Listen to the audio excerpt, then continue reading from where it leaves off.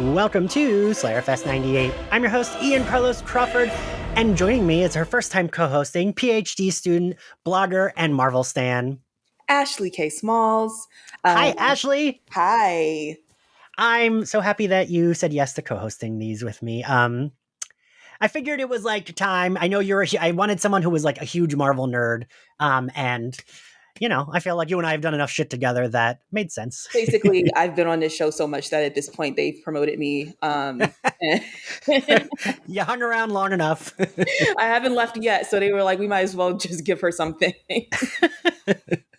So do you want to introduce our two guests? Yeah, we have Vox senior correspondent Abad-Santos. Hi, Alex. Hi. And we also have the co-host of the Undressing podcast alongside Felicia Day, who is Tom Lenk. Hi, Tom. Hello. Hello. All right, everyone. We are here to discuss the first episode of Moon Knight. Alex will have the flex of how many episodes did you get to watch in advance? I got to watch four of the 6. Marvel was very nice. I've been undressing Bridgerton and The Witcher for 2 seasons now.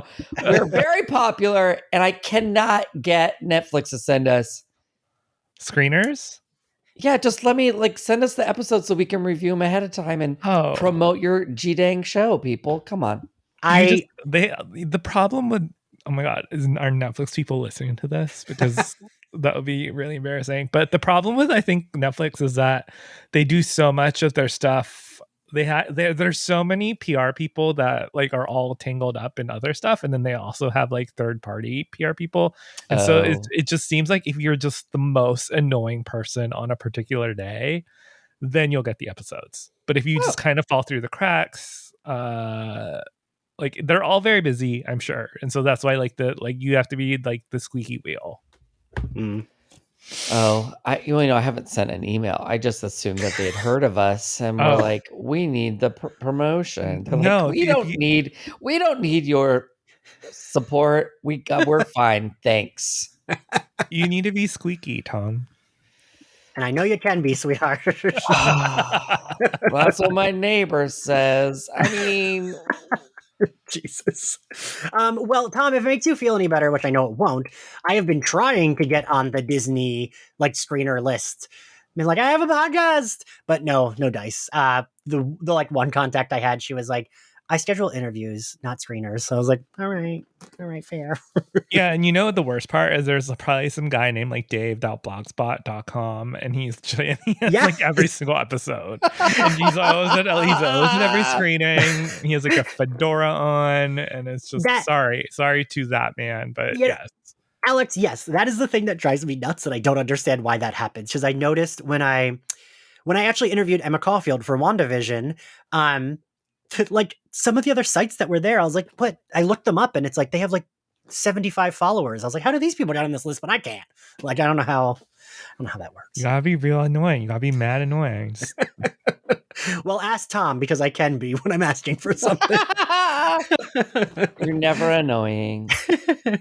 But okay, so we're here to talk about the first episode of Moon Knight. I figure before we get into it, I'll get all of your... Tom, what was your reaction when you finished the episode? Well, I texted my my friends that are actors that she's Australian and he's British French, and I said, have you watched Moonstone yet? That's right. I called it Moonstone. I'm very proud of you. Watching the full episode. And I said, I need to know what we think of his English accent. And they haven't watched it yet, so okay. Let you know about that. I have the feeling I felt after we watched the first other Marvel thing. What was WandaVision? it? WandaVision. Yeah, where I was like, oh, this is artistic and mystery. What's it about? What is this? It's that same vibe of what did I just watch? I watched a bunch of clues and questions. So I'm cautiously optimistic about the show. Oh, that's Tom, the reason I was like, I gotta get Tom for the first episode, because I don't think he'll want to watch all of it. No, I mean, I did have moments where I was like, I hate this. Get me out of this show. I'm done. But I'm trying to support you. Oh, Wait, you had me on to be the contrarian, and I'm not fulfilling that. I will. Don't well, no. worry, I will. I had you on because you're a very good voice of the audience, of like people who maybe, Ashley, Alex, and I know a lot about comics, and like it's good to have a guest who maybe isn't as into nerd stuff, and that's why you make a good guest for these, Tom. Sure. Yeah. Alex, you watched all 4, but like, what did you think of the first episode? I too was a little bit like, how is this English accent working? And then when the reveal happens, you're just like, oh. You're like, oh, it makes sense. So much sense now. Yes. I also wanted to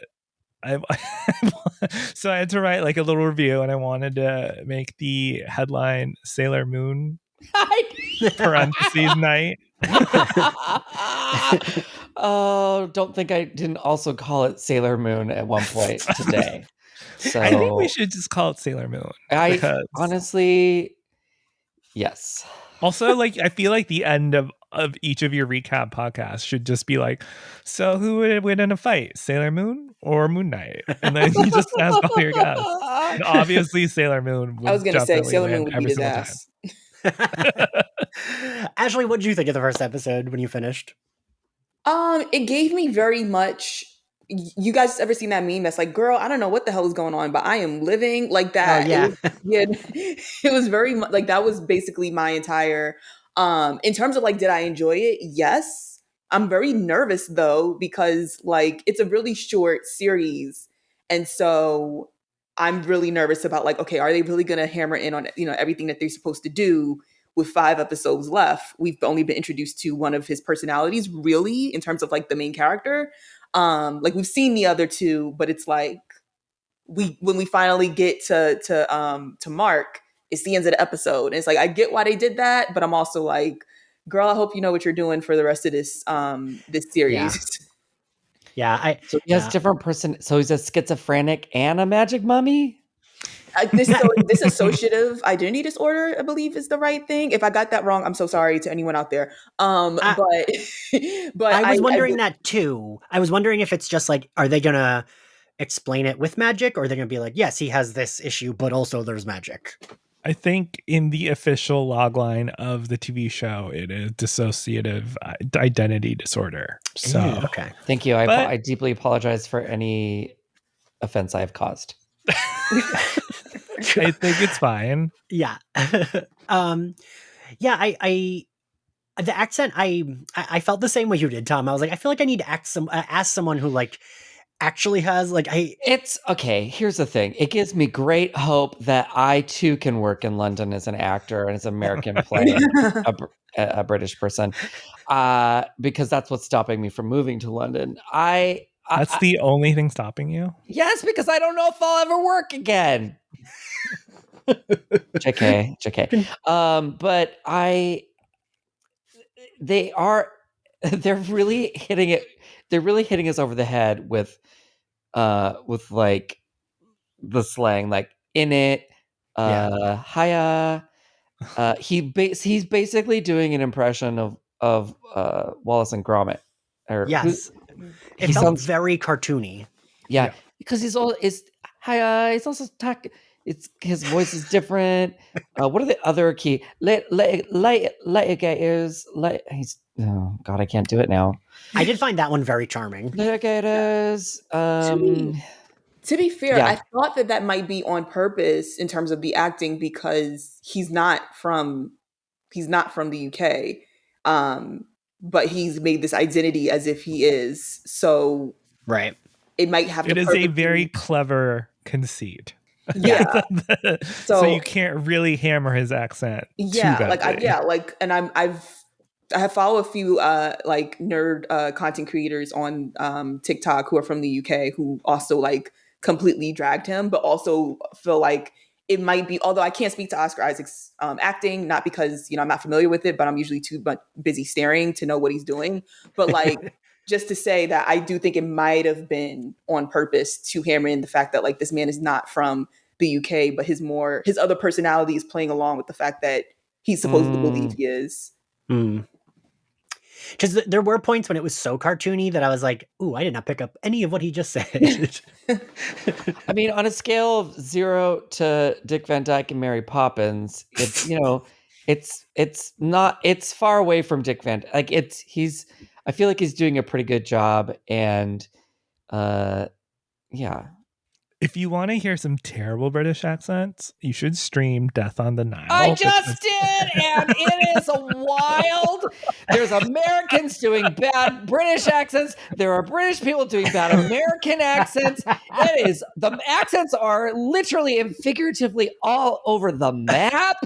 It is wild. I am angry about it. Oh my God. I kind of wanted to see that too. You have to see it. It's streaming on Hulu and HBO Max. The great. accents, none of them make sense. Absolutely none of them make sense. None of it. Like Annette Bening is like she's like this British painting mom, right? And then Cannibal Army Hammer is also doing his English accent, but it's very nebulous. And Letitia Wright is Southern.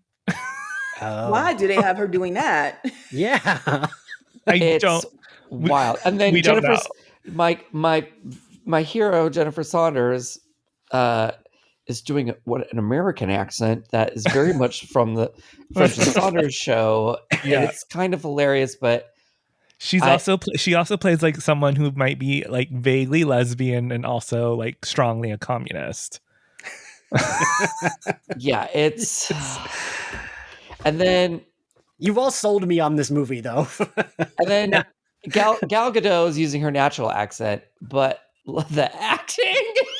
Yeah, I was gonna say it's so funny because like she everyone's her friend, but like we don't know where she's from. Like they don't tell you where she's from, but then she's just like, this is my cousin, and he's like, my cousin. He has an English accent, and he's like vaguely South Asian, maybe. Okay. I have no idea what's happening. Like, we're going to make everyone in the movie do an accent that is not their own except for Gal Gadot. Even though she speaks, like 5 different languages? Yeah. Right. And then they make the, I think she's Irish or Scottish. The woman from Game of Leslie Thrones. Rose Leslie. Yeah. She's French. She's doing the maid from Clue. All right. Let's get back to. Sorry. Sorry. We already had a. I know we did. We had foreshadowing that this would go off the rails. Yeah, we had a warning that was like. Right. I'm supposed to be the one who gets Ashley, back on the road. Okay, guys, Moon Knight. I said to Ashley before the episode started, I was like, if it turns into 3 fags yelling, just like get us back on track. I'm just like, and I'm over here taking notes. I'm like, okay, so death on the Nile. So yeah, I by the end of the episode, the accent, like I warmed up to it. I felt like I don't know. But there was some times when it was like so cartoony that I was like, what is he saying? Like the later Gators thing I found charming. I was like, oh, that's cute. Like Gators. Yeah. Also, I couldn't tell if this is I'm trying to word this properly. The way with his style and his accent and like cutesy things like that, and him talking to his mom, who I'm assuming is like where the reveal will be that is not his mother or something. But like that all felt very gay to me, and I was like, oh, is he queer? Oh no, he's asking that girl on a date, but he feels very like gay boy working in a museum gift shop, which I have been that gay boy, so I think you're just projecting because the gays we love him so much, right? I will also say, but he's playing an underdog. He's doing Kristen Wiig's character from Wonder Woman. I hope they do not put him in CGI fur. So yeah, no, I don't know. I think it's because he's kind of playing, like this sort of nerdy, sort of down on his luck, everyman who sleepwalks a lot. I don't know. Soft boy. He's a very soft boy. Soft. Yeah. He's sensitive. Yeah.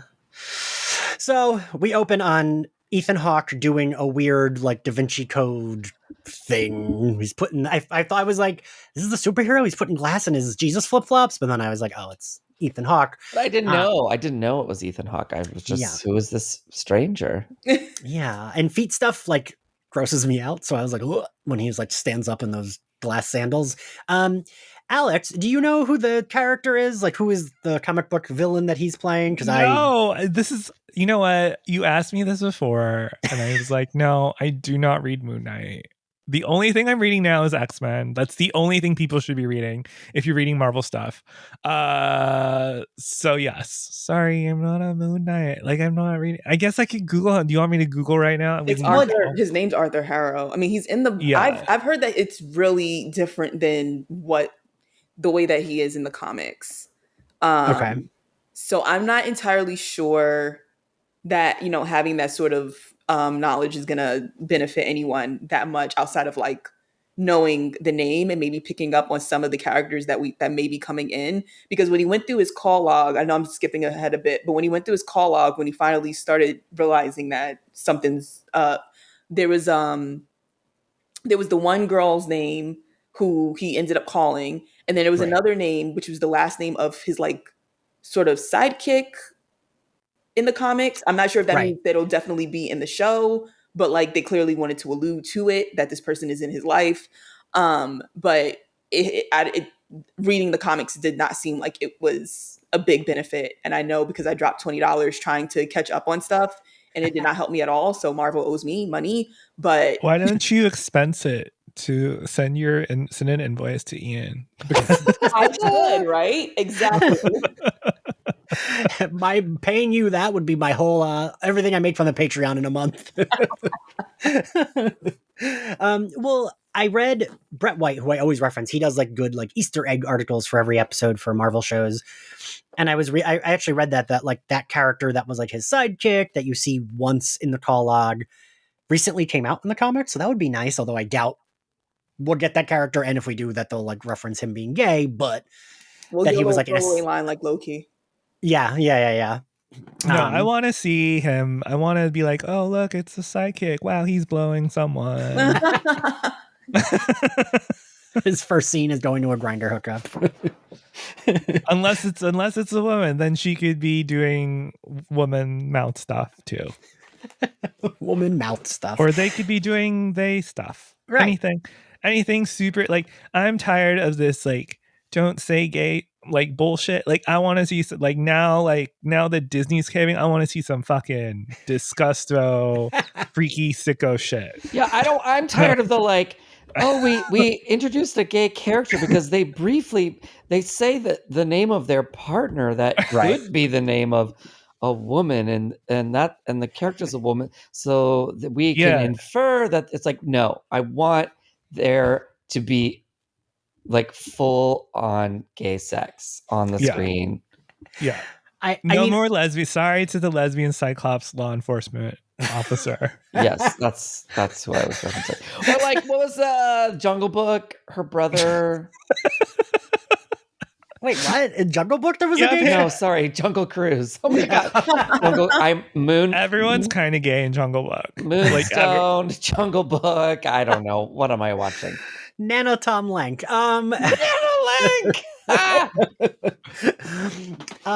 Yes. So Ashley.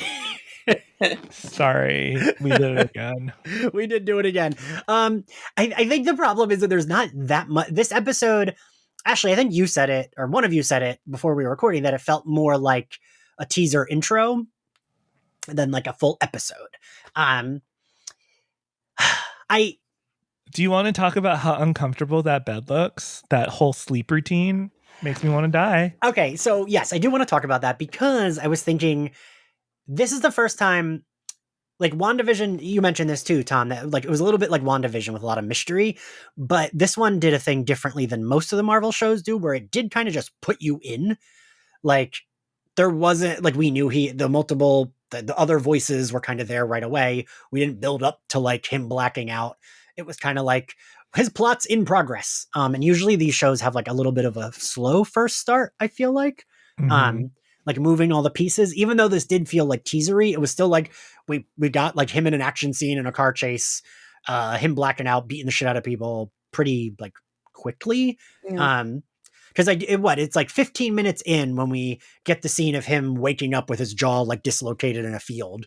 And for me, that's when it like picked up. I think it still gets to feel teasery because it's like we're seeing it, but we're not seeing it because we're in the eyes of Stephen Grant and not Mark Spector, who's doing the fighting, and Khonshu, who's the moon god. So like we're missing it, but we're yet still there. And in that case, it's like we're very much the eyes of Stephen because he's in this basically the same sort of spot. And so it's I think that was my thing. Like, I think we said earlier before we had started, like, I really wish they had done, like, I think WandaVision, they gave us 2 episodes the first night that it premiered. And I wish they would have went from Steven first episode to maybe Mark second episode, so that we can see like how it, like, I would have liked to have seen those events from Mark's eyes, though I don't doubt that they'll still bring it all together. It's still very much like, okay, I know what's going on, but I'm still missing so much here. And I really would like to see. I get where Steven is coming from. I'm yelling too. Fair. How long was the episode? 40 minutes or? Yeah, 45 minutes ish. Yeah, it just seems like, is every episode going to be a mystery until the last one? Then it makes me feel like, then just make it a movie. But then if it was a movie, it'd only be 2 hours. yeah, Tom. Well, I Anything mean, you can do in 5 hours, you can do in 2. Okay. I do think like the way we left it is like now it's going to be he is Moon Knight and maybe going between the two personalities.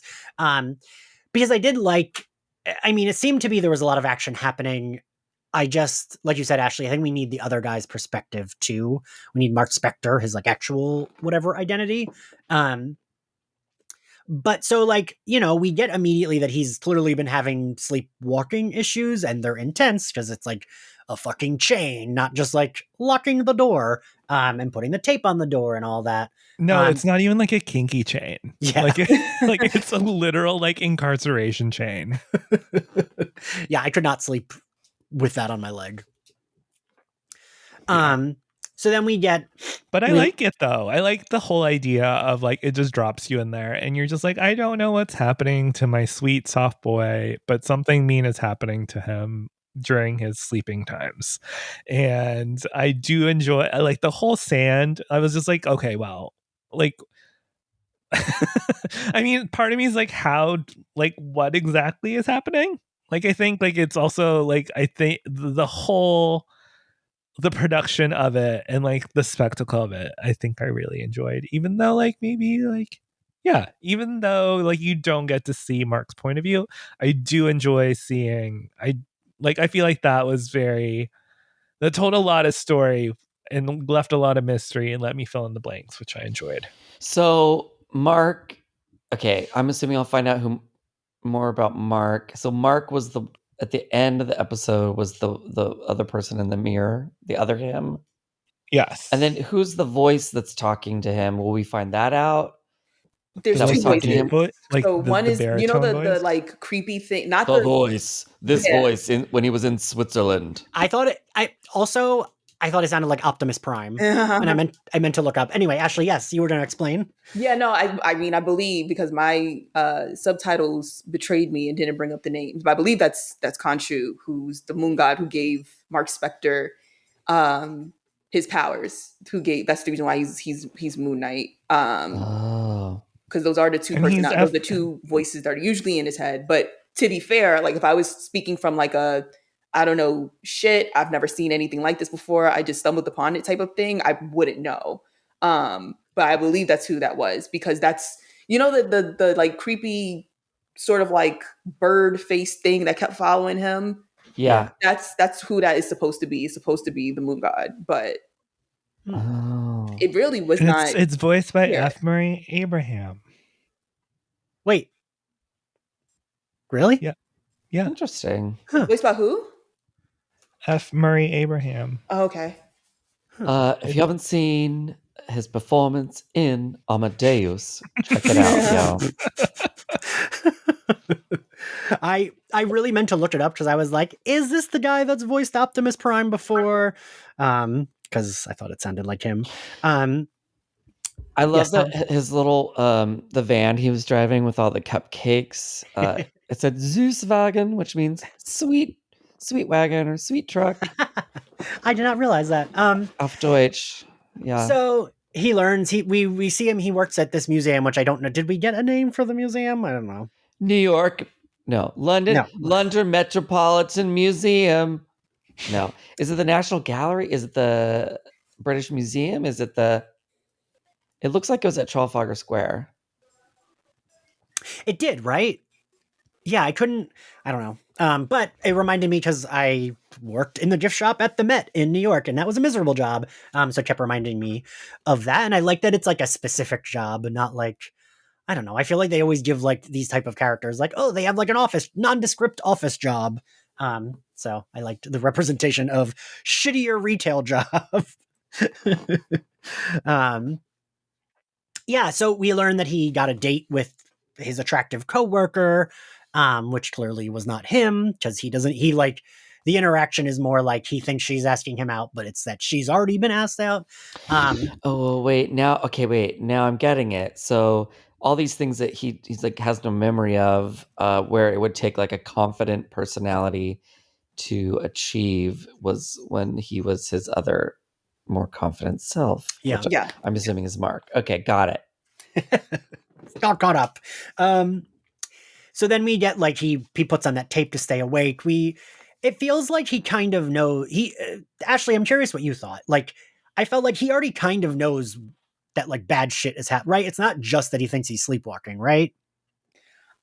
It's honestly, I felt it was interesting because it's like it seems on some level like because going to like just Mark for 1 second, like the fact that Mark goes out of his way to like do the whole regimen whenever he's done fighting bad guys and he gets back, he locks the doors back up, he puts everything the way that it Yeah. was, he ties himself to the bed so that this other personality doesn't know and doesn't put two and two together. He went out and got another fish because the other one died, and like so it's like one is definitely more aware of the other. And with that being said, I feel like in terms of Steven, like he knows, but he must be blaming it on something else.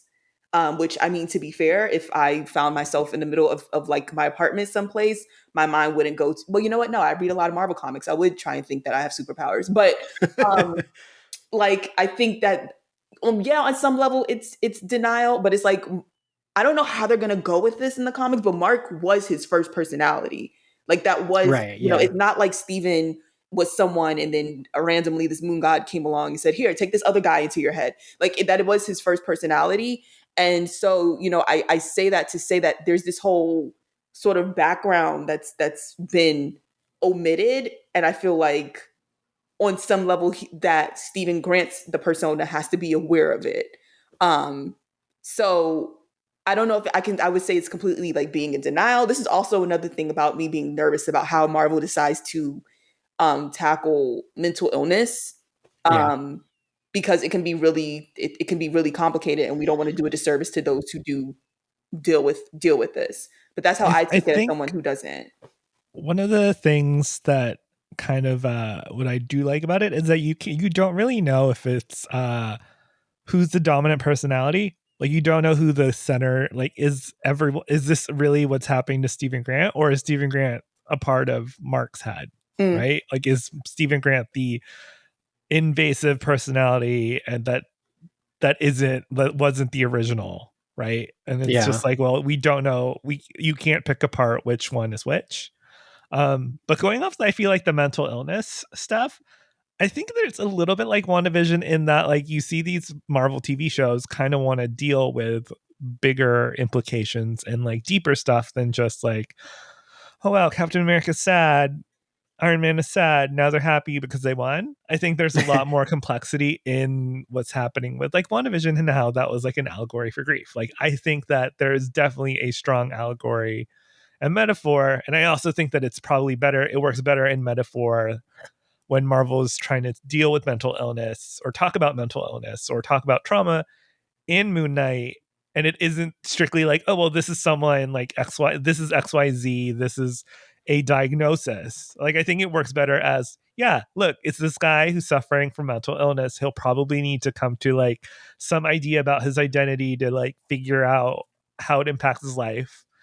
He's chased by a villain that judges him and Literally, yeah. puts a stigma on him and tells him he will always be bad or he will always be good, based on what he is or what he thinks to be. Like I think there's a lot of different like spinning parts there that kind of work out kind of cool. So question, does he is he sorry, what's the technical term for the what he You said it was dissociative order, right? Dissociative identity disorder. Yeah. Right. Okay. Dissociative identity disorder. Is he a person that happens to have dissociative? Oh my god, I can't. Okay, say it again. I'm disassociating right now. Is dissociative identity disorder. Dissociative identity disorder. Is he a person that happens to have that who then gets powers, or did when he received his powers from the Conchu? Yes, from that deity, is that when the other personalities were awakened, or how does it work? I think you have to figure it out. I think it's going to be revealed. Yeah. I have to wait for a reveal. Oh. Yeah. I don't think anything is set in stone right now. I think the whole point is that you're supposed to be like, well, what the fuck? Yeah. Yeah, and like in the comics, it is that he had the disorder, but also got powers, right? Yeah. It is like, but I don't want to say. I didn't want to say that because I'm like, I don't want to confuse anyone. Because to be fair, we don't know how they're going to portray it in the show, and then people are going to be yelling at me on Twitter like, "You said this," and I'm like, "I'm not Kevin Feige. I don't know what to tell you." We're not in charge. Like, we're just yapping. There should just be like a full disclosure. It's just like we have no idea what we're talking about right now. We're just like these are just our personal opinions. Yeah, I know nothing unless I'm right, in which case I knew the whole time. Yeah. That's the t-shirt I want. Yeah. Right there. So we meet Ethan Hawke's the villain. He's our main character wakes up, his jaw is dislocated. I will say I was surprised at the like violence in this. Not that it was like wild, but for a Marvel show, we saw a lot of blood. I was like, his like mouth's full of blood and his jaw is dislocated, and it was like a little gross. I was just a little surprised at that, but that makes me happy because I'm like, ooh, good, because we're putting those like Netflix shows on. We're like doing the parental controls. So I remember we don't want gay stuff on Disney Plus. We just want bloody stuff. Yeah, they're sort of keep Love Simon or Love Victor over on Hulu, not on Disney Plus, because that's not boys kissing. But right. Why did I feel funny seeing what's his name without a goatee? I just felt weird. Ethan Hawke? Yeah. Why does he? You know what I'm saying? I realized I haven't seen him in anything in a while, and like I know I'm like really telling on myself here, but I think Ethan Hawke, and I immediately think Training Day, which was so long ago. So like I saw him, and I was like, oh my god, what did they do to him? Like, did he get some makeup? And I was like, no, Ashley, you just haven't seen it. Yeah, you are the age he was when he was filming Training Day. So yeah, things have changed. But I love how like. No, sir, I'm gonna need your goatee. We're used to see it's like Tom Selleck getting rid of his mustache. Yeah. I need you to look like it. I need your signature look, sir. And that wig they put him in is rough. Yeah. Is that a wig or is that his hair? It has to be a wig. Extensions. I hope it's a wig with Scragglepuss extensions. But he generally has sort of long-ish. Does he? I feel like he could grow it, but I feel like it has to have more life than that. What type of guy would put you with more life than that? I mean, seriously. But I thought he was really good as like a calm, but like in like scary, like cult leader type person. I liked that there was like this little town, and I did like the blackouts, but they did make me like, they left me wanting, like I was like, oh, but I want to see this fight scene. Like I actually really liked the scene where it's like when Ethan Hawke is like, hand me the scarab, and he goes to, but like the Optimus Prime voice is like, don't give him shit. And he just like is moving his arm. Like he's not moving his arm. It's like the voice is moving it. And then when he blacks out, and when he blacks back in, his hands are covered in blood, and everyone's like bloodied and beaten up around him. I did like that. And that was another thing that I was like, okay, cool. We're showing blood. At least we're doing things. Because like Moon Knight is definitely my exposure to Moon Knight is mostly like him in like just starring in the Avengers or just starring in. There used to be this comic book called Marvel Knights that was like a team of like all like B and C listers. It was like Moon Knight, Daredevil, Misty Knight, Colleen Wing, and like Cloak and Dagger. And that was my exposure to him, but he was more the like leader and like not having like I don't even remember them mentioning him having any kind of disorder in that comic. But from what I remember, he's always a little bit more brutal, like on the Daredevil Punisher side of like fighting, punching until there's a lot of blood, right? Has Moon Knight made an appearance in the costume in any other Marvel live action thing? No, that character is brand new for the show. Yeah. Okay. And is Ethan Hawke, is it gonna, were we gonna find out that he's causing the dusting in the Avengers movie? Because he says everyone, it sounds like people are gonna be judged and like everyone's gonna shrivel up and die, like turn into an old Apple Witch doll like that lady did. No, but it's like very similar, right? Like it seems very like, well, we have to call some people. Are they It's gonna like, are they gonna chase for jewels in this one too? I don't. There Why are is they no. always chasing? Why are they always trying to find? You know what? The villains are just like they're really disturbed by overpopulation and climate change, and so they just want to redistribute resources. That's Yeah. it. Like That's all. honestly, I get it. I mean, I did like Apple Witch dolls. Now all I'm thinking of Tom. It's a reference I make at least 3 times a year. No one ever knows what I'm talking about. So I'll just clarify. I'm gonna Google Apple Witch doll. There's not even good photos because I've been using the same one every time I text someone about it. In the 70s and 80s, like Halloween, you would like, I don't know if you peel the apple and then you dry it out and let it get shriveled and then you Oh my god, it's so ugly. You carve a witch face into it and then make a doll out of it and like put it on the door as a decoration for Halloween. I have a strong memory from my childhood of dried apple witch dolls. And oftentimes I feel like one. So I like to reference it and confuse people. Okay, I am looking at a Pinterest called Vintage Apple Head Witch Doll. Handmade folk art dried apple face figure with broom black hat and pointed shoes. She looks rough. I need a remix of you saying, I would like to someone set that to a beat. I'll send you that clip, Tom, just of Alex saying that. Yes. I think this is where I'm like, oh wait, guys, the show. Yes, right. Yes. Ashley, thank you. Oh God. So he gets in his Tom, what did you say? You knew how to say the word on the cupcake truck. Süßwagen. Yes, he gets in that. He escapes. I was also surprised at those logs like just murdering people. I was like, oh, cool. Those people are definitely dead. When the logs are like flying all around the place. I did like that he blacks out and blacks back in and is going backwards.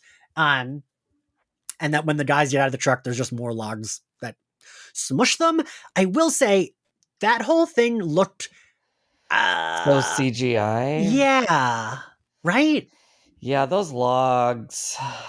Those logs. And like normally the Disney Marvel stuff is like on point, but that like looked... Is it though? Is it though? Ashley, what do you think? Did we see Eternals? Did we see You don't Black Widow when she I got yelled at? So yeah, Ashley and I got yelled at by TikTok for our Eternals opinions. Wait, okay, is there bad? Wait, I saw Eternals. Is there bad CGI in Eternals? There's some like less than stellar CGI. Oh, now I'm remembering it. Yeah, it fully turned into Captain Planet a few times. Yeah, and now I'm remembering it. Tom, you saw Eternals? Are you proud of me? I am. I'm so proud of you. Ashley, also, that little girl in Eternals. Ashley, did you think it looked too CGI? Um, from like it just if I wanted to overanalyze, yeah, from like I'm chilling and I smoked this morning and type of perspective. Not that that was me, of course, but like if that's what I was, the position I was in, no, it was fine. I was.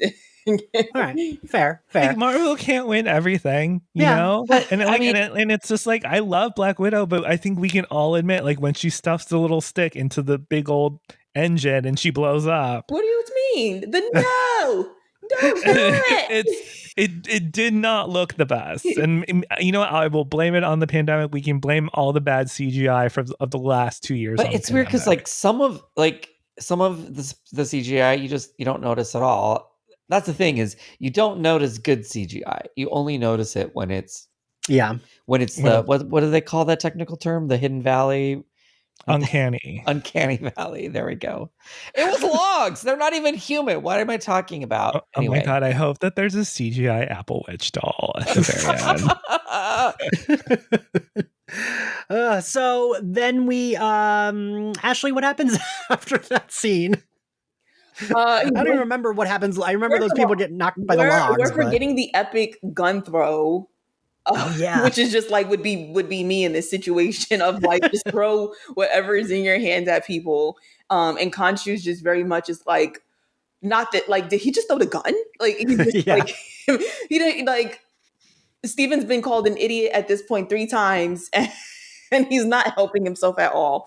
We clearly know which child is the favorite, which is going to be Mark. Right. Yeah, and then after that, somehow he ends up being able to. Oh wait, no, he like randomly wakes up back at his place after that very vivid fucking dream, and he still hasn't put 2 and 2 together. But he's all like peacefully like, "Oh, we're back." It was just this random ass dream where someone wanted a scarab from me. But then let me ask a question. So he is sleepwalking. So it seems that Mark gets full control when when Steven goes to sleep, even though he subconsciously is finally putting this personality to rest. In some ways, I think they are kind of saying that Steven might really be I don't want to say dominant and like stronger, like not literally stronger, but whatever it is that he is fixated on is clearly allowing him to be the most lucid, in that at the end of the episode, Mark kind of has to barter with Steven to let him take control so that they don't die.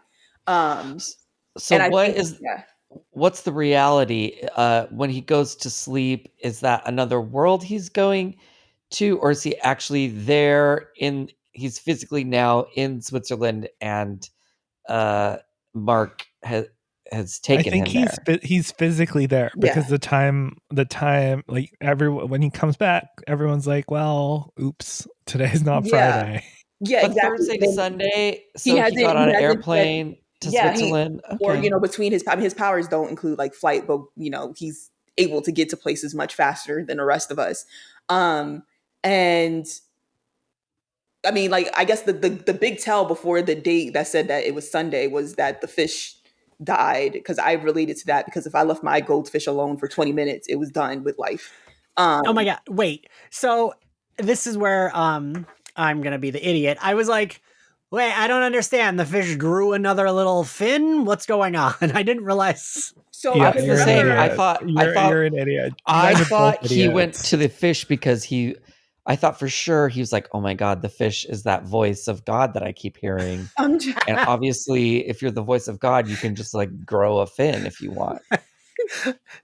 Take that, Alex. Me and Tom are both the idiots. The tell to me was when he went to the pet store and the woman was like, if you want, another fish, then you need to go to the store that sells fish with only one leg. And Steven was like, I haven't been here. And then the woman was like, nice try. And I took that to mean that Mark in the body went and got another fish, because when he got back, the poor little thing was upside down. To try to like cover up. Yeah, he tried to cover it up. And because the woman was very clear that she had saw him before. But when Steven goes to sleep, unlike Mark seems to be very much aware of everything that's going on, even when Steven is the one in control. Unlike Steven, who when he goes to sleep, he's out of it. Yeah. It's Mark. Mark, go do your thing. Just get me back in bed within 8 hours. Yeah, and I did see someone tweet this, but like, I'm willing to like blow past this because it's like, all right, well, he's like in crisis.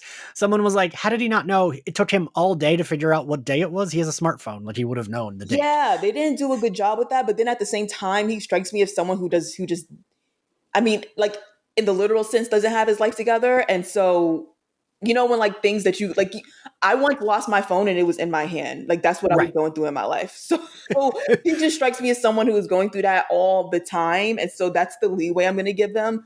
But they really did not do a good job illustrating that with the fact Yeah. that we're in the 21st century and we have our times on us at all time. All time. Yeah.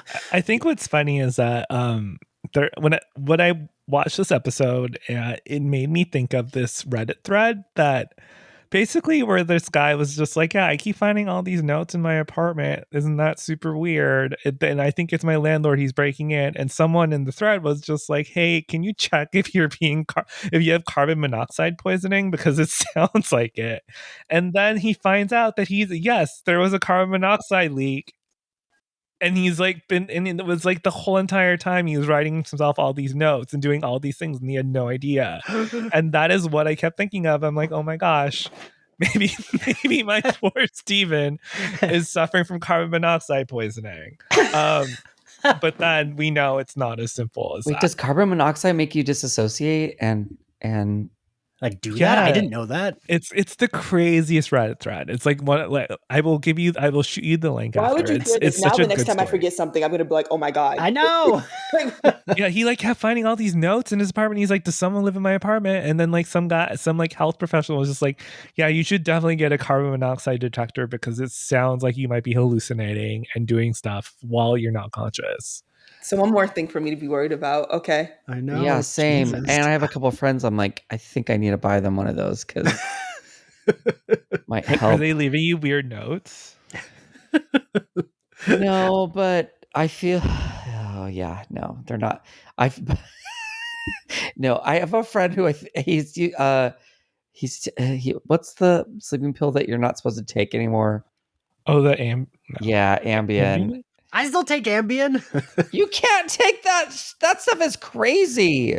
Well, yeah, yeah. my mom fucking took it once, and I just got like this strange ass text from her Oh my that like God. devolved into like wingding fonts. Really? Yeah.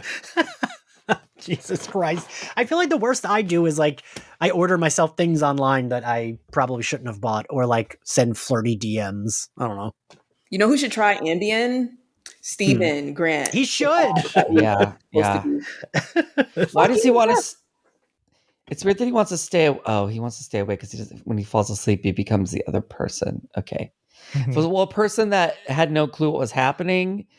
Again, that sometimes is my complaint with the Marvel shows is that it's like you're assumed to know all this knowledge about the IP, and you're like, no, I'm here to watch the TV show, and I don't have any prior knowledge of this. So those of us with no prior knowledge, I was like, wait, why is he trying to stay awake? Well, actually, I kept thinking of Nightmare on Elm Street with that, and I felt like I don't know if the rest of them will do this, but this episode, while not scary or anything, it definitely leaned a little bit more into horror than anything Marvel had done before, right? True. Yeah, because like that's what that reminded me of. I kept thinking of how like Nightmare on Elm Street when like what is it like Johnny Depp and Heather Langenkamp are like across the window from each other, being like, "Gotta stay awake," and then he falls asleep and dies. I kept thinking of that, and like when he's being haunted, like the Kanoshu, Jesus, which is it? Khonshu. When Khonshu is like stalking him, that felt a little horror movie because, like, I mean, once we saw it, it was fine. But like when it's just like a shadow walking through, which is a scene coming up when it's like he's walking through the hallway, like that reminded me of a horror movie, right? Because it's like a shadowy monster. Very much. The elevator scene was giving, which I mean, I'm hoping that Moon Knight ends up at some point this story and Blade ends up coinciding. And so it gives me really good hope for the Blade movie because I don't. Well, you know what? Also, let me stay put for Multiverse of Madness as well because they said that should be scary because Marvel says one thing and the next thing we're finding out that they're taking out the blood scenes out of Falcon and Winter Soldier. So I'm like, y'all say one thing and do something else. So yeah, like he like realizes there's like what does he realize? Like scratches on the floor that make him look into that like board in the ceiling or on the wall.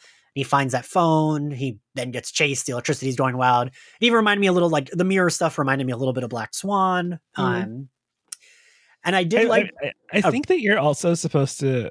I mean, the way I felt was that you're supposed to kind of feel kind of awful for him in a way that you don't really feel awful for. Excuse me. Like Captain America, like or Iron Man. Right. It's like it's like a lot of these Marvel stories, right? It's like, oh, like look how sad they are. And it's like, is Iron Man really sad? Can a billionaire be really sad? Is Captain Marvel really sad? She's fucking going through space and like getting to do all this cool shit. Is Captain America really that sad? He's not. Like, he's old, but like he's fucking hot and he gets to like but you know what I mean? Like, it's like, are they really that sad? But like, I feel like Moon Knight, like, okay, well, like, it's like he can't piece his life together. He can't make any friendships. All his relationships are all like fraying and tattered. He's super lonely. He has to sleep like in this, like, he is his only friend is like the fish. Wait, don't forget that statue. This awful sleeping routine. Oh Like, yeah, it's the gold statue man. Like, it's like he's a very depressed soft boy, and it's the first hero. It's like the first hero that I'm actually like, okay, well, it would kind of suck to be this guy. Like, okay, you know what? By the way, I thought the gold statue man was the Ethan Hawke character from the beginning because they hadn't revealed him yet, and they had like the same hair. Well, and I was like, that statue man has to stand on glass all day. Ow. That must hurt. Tom, I have a compliment to pay you. I was thinking that I was glad you were coming on for this, as I felt like the character he was playing reminded me of a character you would play. Like, I felt like like very like sweet soft boy who like you like also can like relate to. I feel like you should do that. Like, that's like very. I'm good at playing soft boy. Not that, it's a stretch for me. As such a masculine, confident man. Yeah, there was a small piece of me that was like, I want to play this part. Why don't have this stud man, like hot stud man, get like playing a nerd, like cast real nerds, cast real soft boys when you want a soft boy, okay? JK.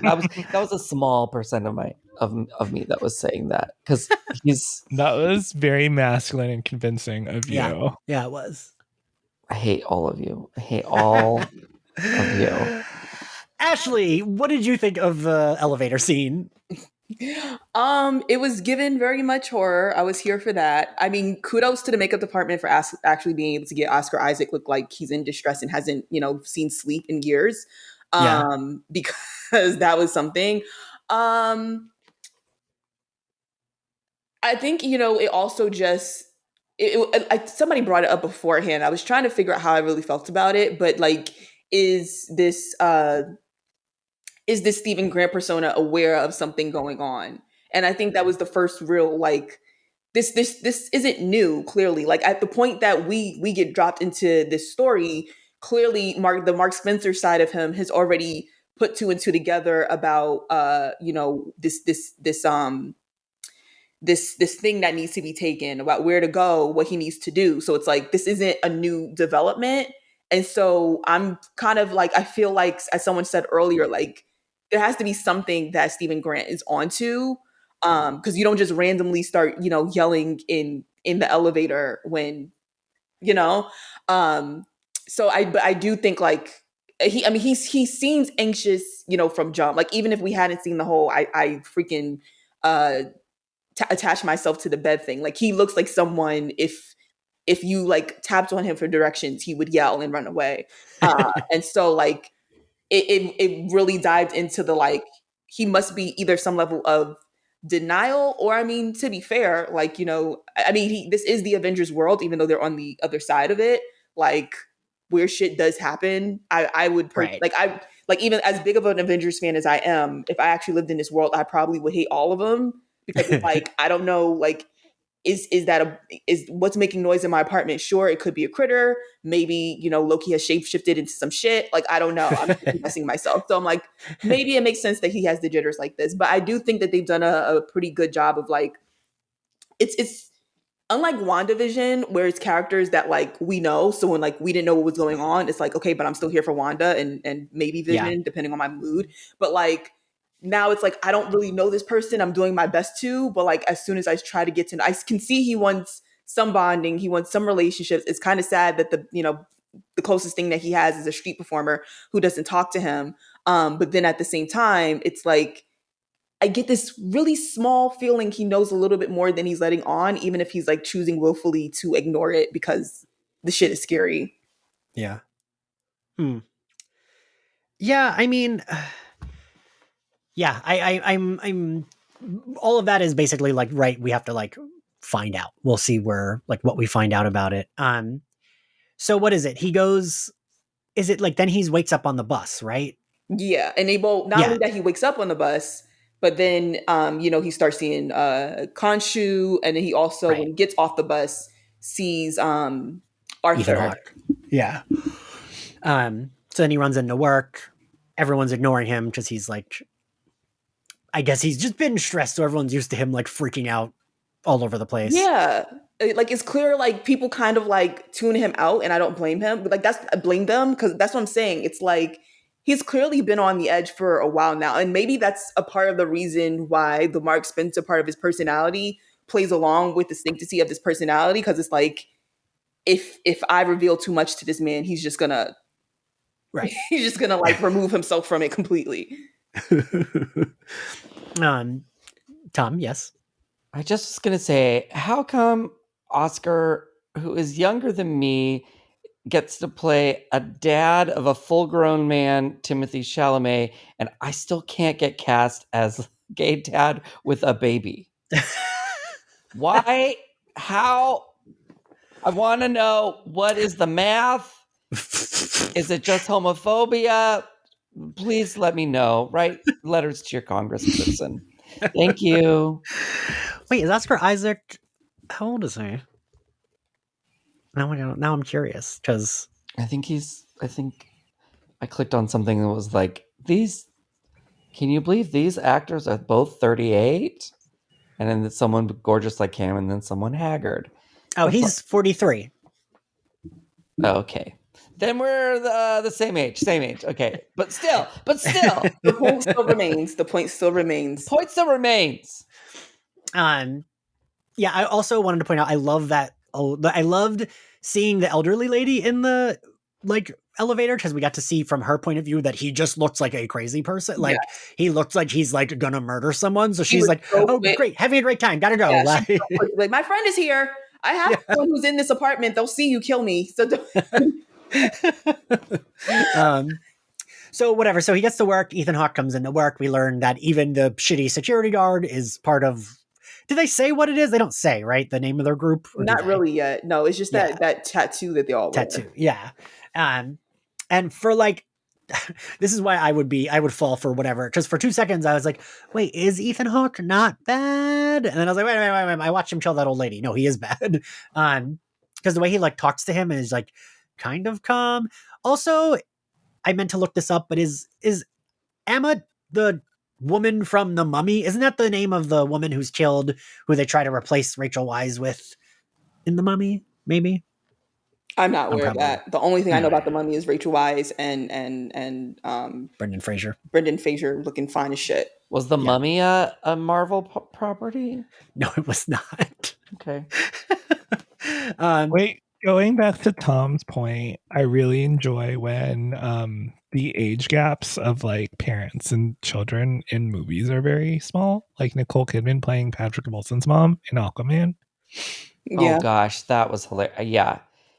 That she's approximately 54, 5 years apart. And he's 48. And she's really? his mom. Yeah. I didn't realize they were that close in age. Sorry, I was quiet. I was Googling. With that age difference, I'm like, all right, they're like maybe immortal ocean people. So like, maybe she just stops aging at some point. I don't know. The ocean water keeps your skin very plump glowing and juicy. And Jason Momoa is 42, so she would have to be a teen mom if she was gonna. Well, I mean, they didn't even try to age her in that. It's like she has a baby, and then the next scene, it's they're adults, and she looks exactly the same. So I I don't feel know. like they just don't age after a certain point. It's kind of like how Carol Danvers hasn't aged, right? Like once she got her power, she stopped aging, and we just Homegirl don't. went into space. She got the powers of that stone. She's a little bit Infinity Stone. She does wonders for your skincare. Tom has no idea what we're talking about. I saw Aquaman. You saw that movie? Oh my god, that movie is It's bananas. so insane. But also like, oh, that's a comic book. Like all comic book movies now are not comic books anymore. They're dark, creepy. They're Moon Knight. Yeah. You get a But Aquaman was fully like like as in the word comical, like just bright colors. That her wig was such an unnatural red color that does not exist anywhere. The Brine Kingdom. Listen, my favorite thing in that Bananas movie was when the octopus is playing the drums. I was like, what the fuck? Wait, like in Little Mermaid? What? There's like a scene where they're like, the king is coming out and there's an octopus playing the drums. No. It's Julie. Julie Andrews plays the Destructo monster. Wait, what? Really? Yes. Oh my god. Who? You guys, come on. Anyway, okay. Getting back to Moon Knight. Ashley, I'm sorry. This is Destructo monster. There, Ethan Hawke comes with his scary little tattoo that fucking moves and is like, "You're good, you're bad, you're gonna die." Sets off the magic jackal dog thing, right? So my question here is, do we purposely not see the God, what the hell's the name for that thing that his tattoo is of? The justice. The scales of justice. It's like scale of right? Isn't that like? Did we purposely not see where it landed? And he just says, "You have chaos in you." I feel like it was like a no whammies, and it's the first time I because either it turns red if it's bad, right? Right. And I can't remember what it does when it's good. So maybe it was just like it's just staying in the middle. Maybe it stayed in the middle. All right. So or turned rainbow. So he kind of just it's like he gets the powers from the goddess named Amit, right? Yeah, that's her name. Yeah, and she basically is just like she's like ancient Egyptian Minority Report.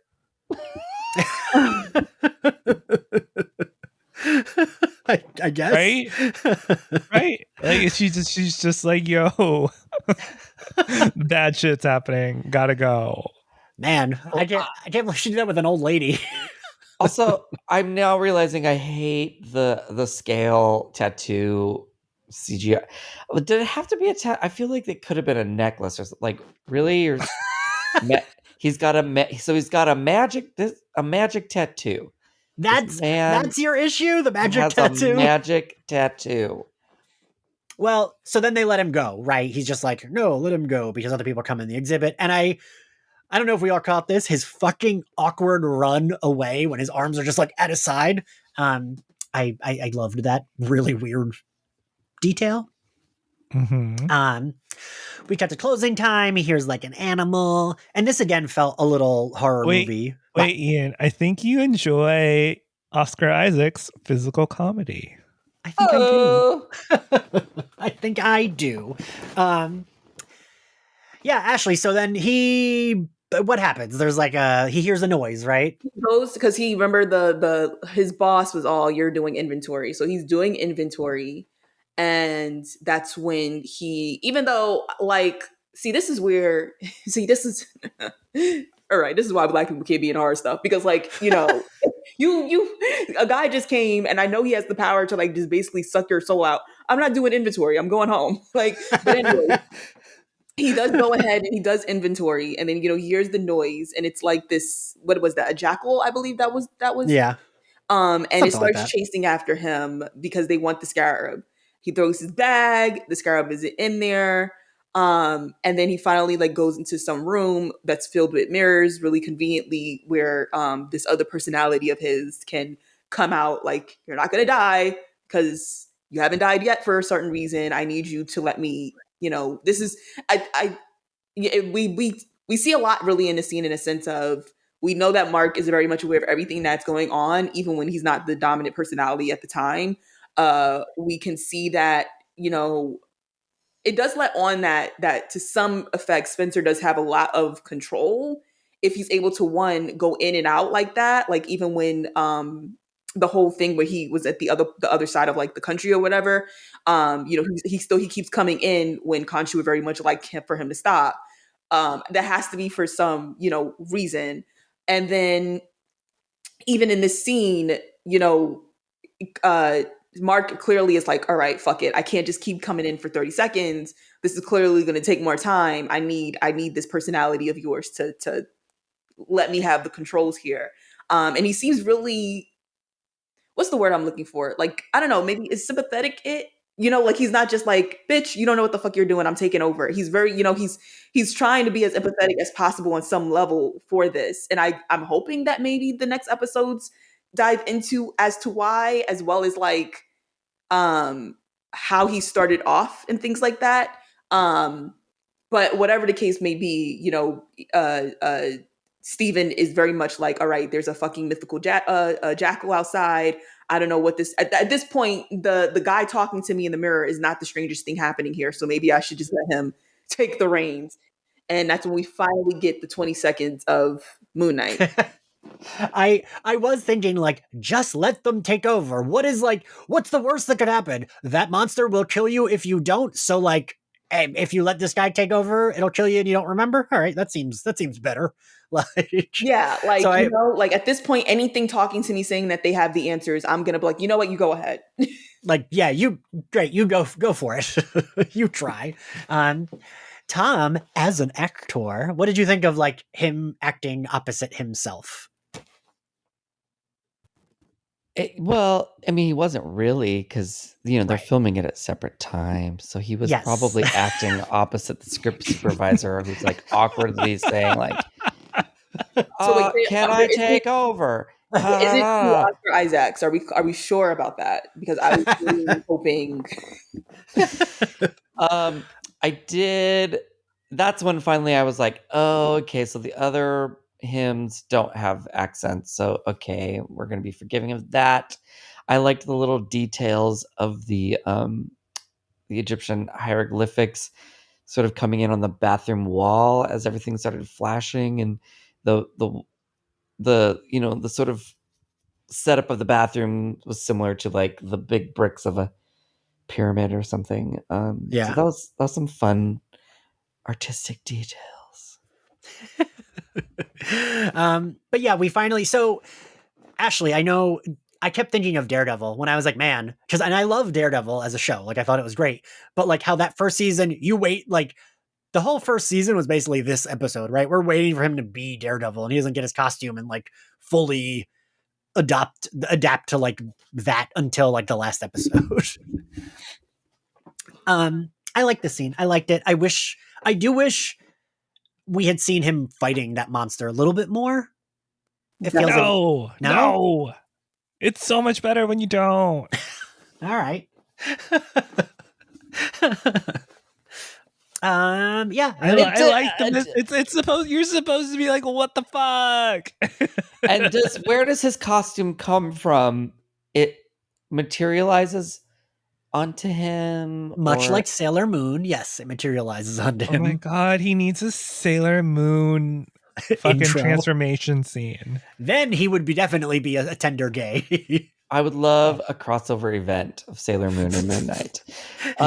Also, his character looks a little bit like Mumroth from Thundercats? Yeah. Thundercats, yeah. Look at you with the reference, Tom. I'm so proud of you. Snarf says Mumroth! Good Lord. All right, well, we're at the end. Alex, what was your favorite scene?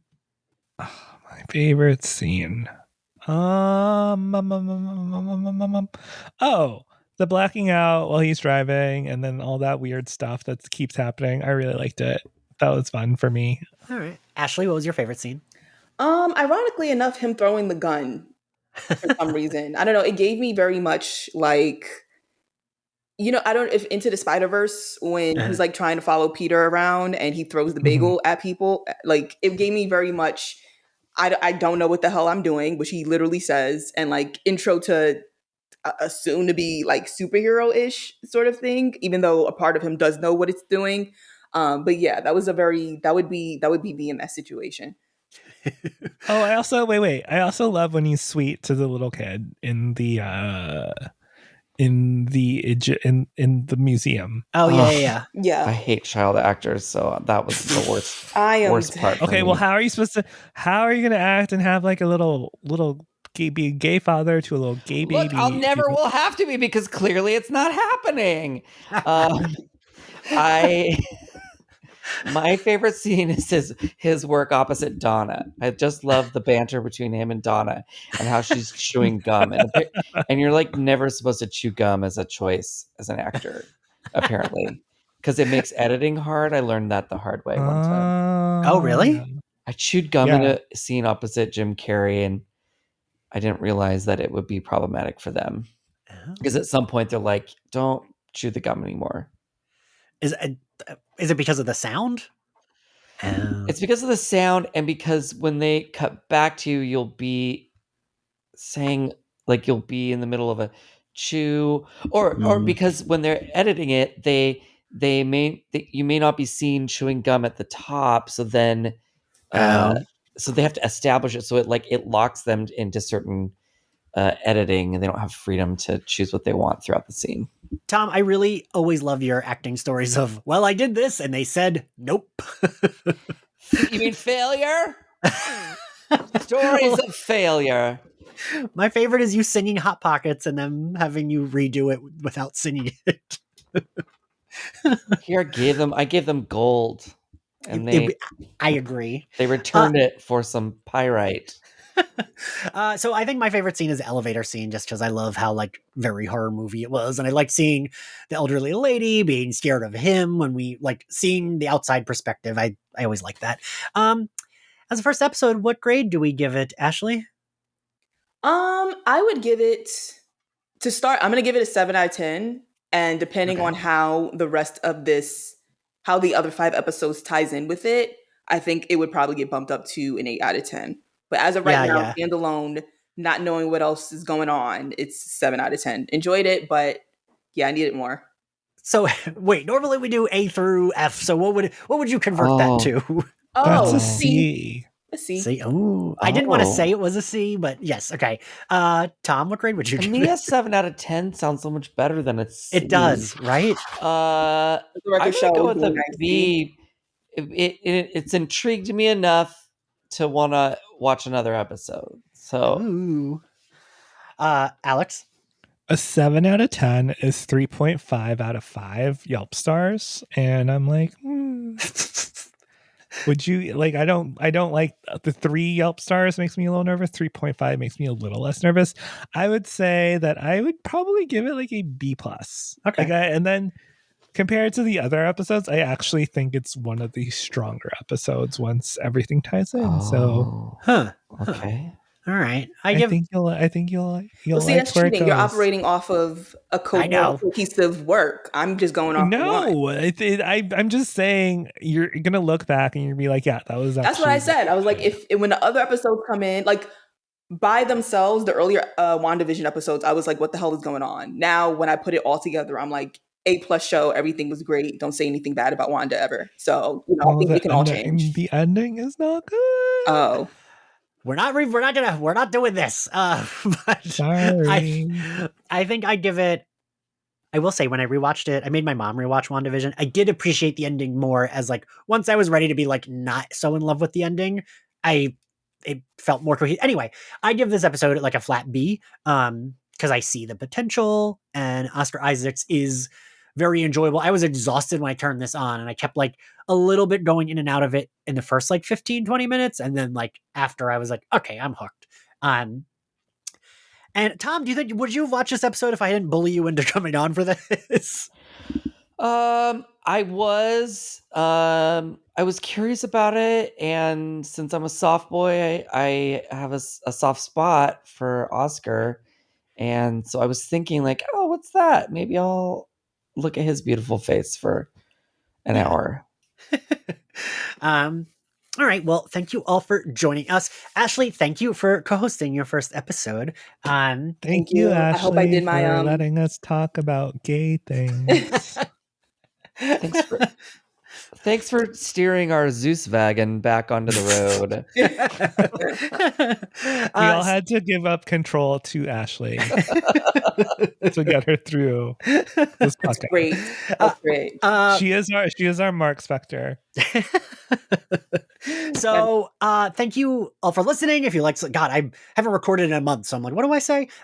If you like Slayerfest 98, you can find us on Apple Podcasts, Spotify, YouTube, other places you get your podcasts.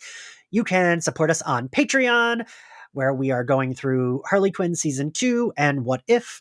And if you want to follow us on social, we are at SlayerFestX98 on Twitter, TikTok, Instagram, and everywhere else. I am at Ian X Carlos on all social media platforms. Ashley, where can everyone find you? Ashley Kate Smalls on TikTok, Twitter. I am on Instagram, but don't expect me to like actually post things. And yeah, you can also you can visit my blog, brooklynblurred.com. And Alex, where can everyone find you?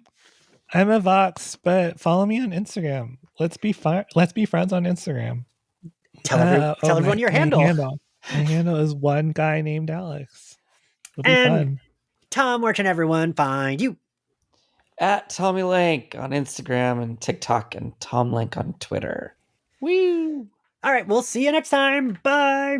Bye. Bye.